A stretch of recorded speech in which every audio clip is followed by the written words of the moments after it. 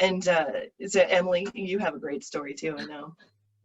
No, when I said I wouldn't be here because of it, I'm totally serious.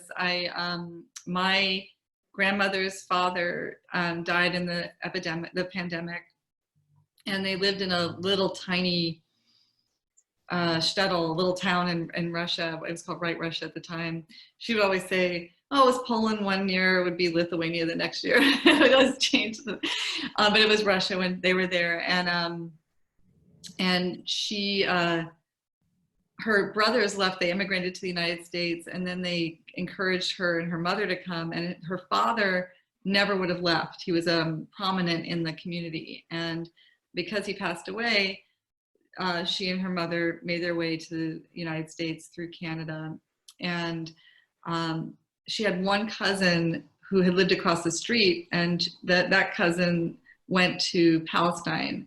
And all the other family members remained in that town, and the town was completely wiped out. It doesn't even exist anymore. And there's a huge mass grave there. And between the Russian Revolution and the German occupation, when they came through and they just burned and they just destroyed, everybody was gone and killed and lost. And it was an extraordinary thing to hear that because my great-grandfather had died and my grandmother and her mother had left, I'm here, I exist. Otherwise, our family line would have, I guess her brothers may have still gone, but I certainly wouldn't have. So it was pretty astonishing to recognize that, wow, we have no idea what can come out of a pandemic. There's a lot of loss and a lot of devastation, and then there can also be, extraordinary resilience, like what Karen was saying, that lead to other things. Yeah.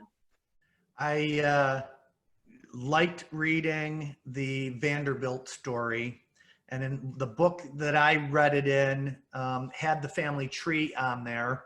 And it was, it's neat. One of the things that we're doing with the family that, we talked about earlier that I serve is we're putting together a family tree.